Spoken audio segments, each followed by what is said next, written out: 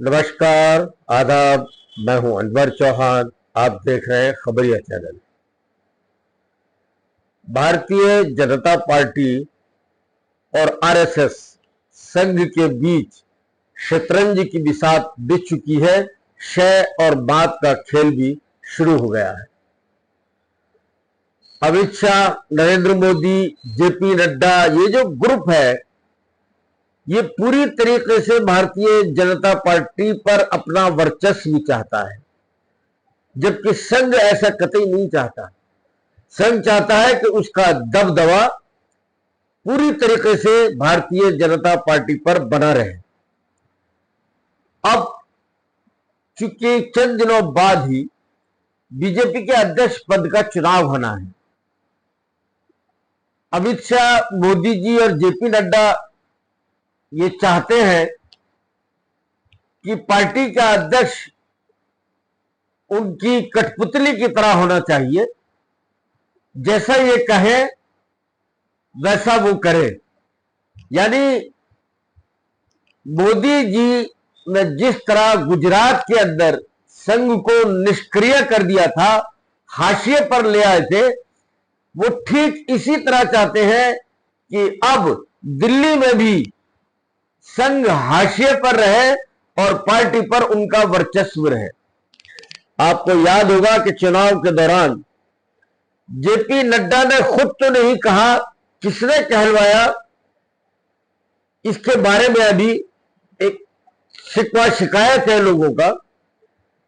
लेकिन जेपी नड्डा ने 4 चरण के चुनाव के बाद एक इंटरव्यू में कहा था कि भारतीय जनता पार्टी अब अपने पैरों पर खड़ी हो गई है, उसे संघ की कोई आवश्यकता नहीं है। इसके बाद संघ के अंदर ये सुगबुगाहट तेज हो गई कि आखिर ये कहलवाया किसने है। जेपी नड्डा एक मोहरा है। जेपी नड्डा की खुद की औकात नहीं कि वो इतने बड़े शब्द बोल जाए कि संघ की कोई आवश्यकता नहीं, बीजेपी अपने पैरों पर खड़ी हो चुकी है।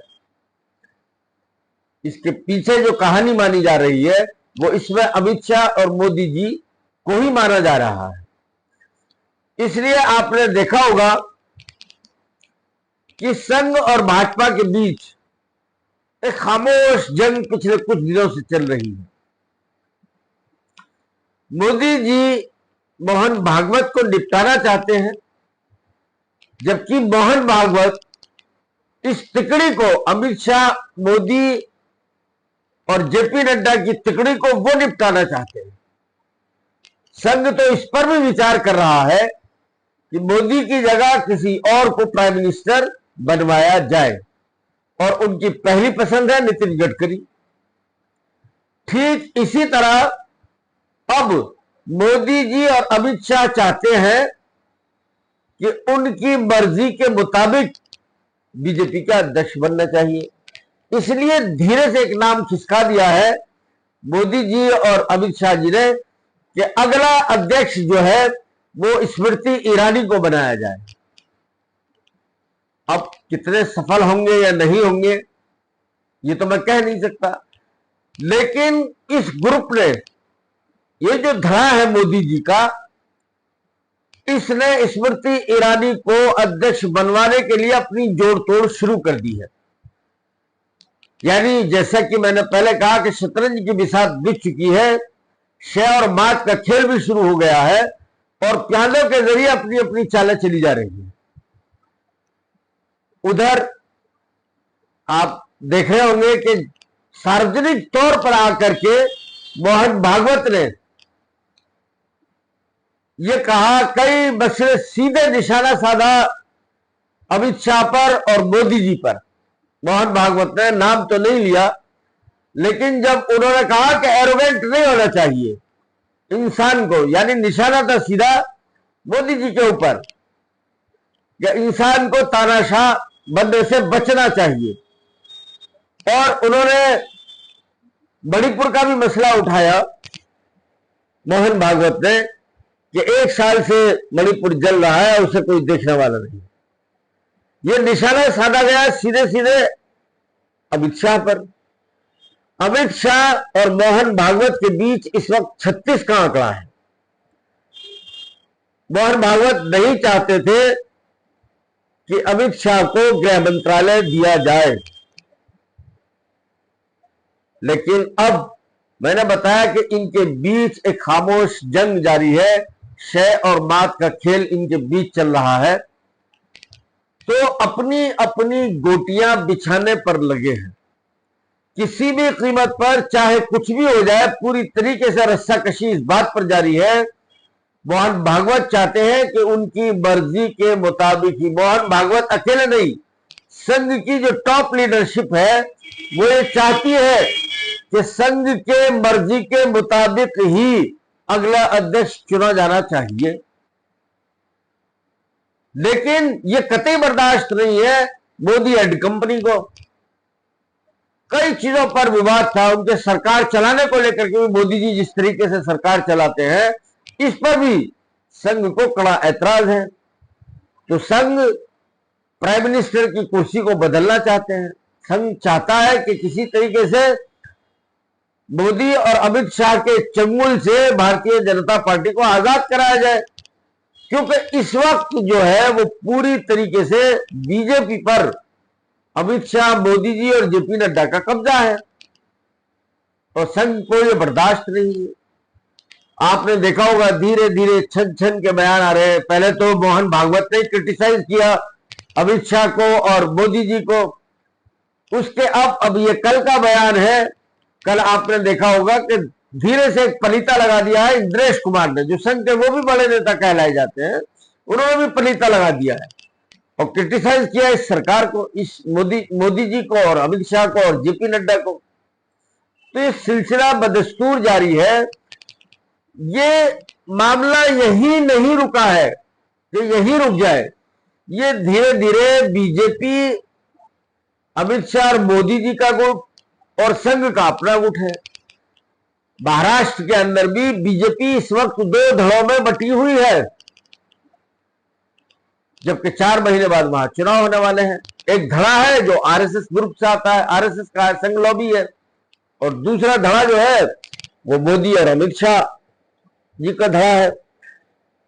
तो वहां भी हलचल मची हुई है महाराष्ट्र के अंदर भी। उधर अजित ग्रुप, अजित पवार और शिंदे ग्रुप के जो विधायक हैं वो भी अलग अलग धड़ों में बटे हुए हैं। एक ग्रुप जो अजित पवार है उनका एक ग्रुप भाग जाना चाहता है शरद पवार के खेमे में। एक नाथ शिंदे का एक ग्रुप भाग जाना चाहता है उद्धव ठाकरे के पास, लेकिन उद्धव ठाकरे लेना नहीं चाहते। शरद पवार हो सकता है कि कुछ विधायकों को ले ले, क्योंकि 4 महीने बाद वहां चुनाव है।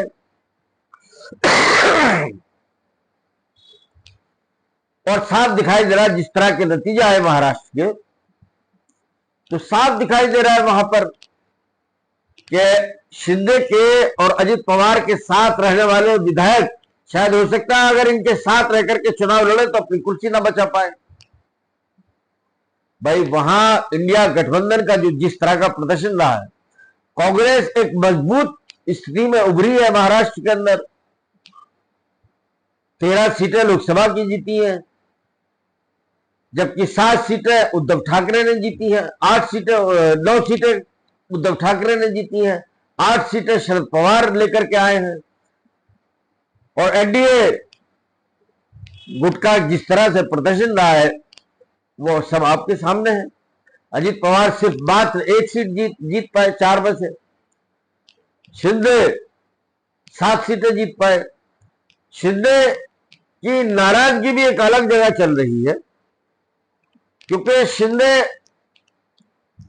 और अमित शाह, शिंदे चाहते हैं कि उन्हें मैक्सिमम सीटें मिले विधानसभा के अंदर, ये शायद बीजेपी हो सकता है ना दे पाए। लेकिन मसला बात चल रही है अभी संघ और बीजेपी को लेकर के। धड़ों में इसी तरीके से उत्तर प्रदेश में भी बीजेपी के अंदर धड़ेबाजी है। एक ग्रुप है जो अमित शाह और मोदी जी का है उत्तर प्रदेश के अंदर, जिसमें वहां के दोनों डिप्टी सीएम जो है वो दोनों अमित शाह और मोदी जी के आदमी है।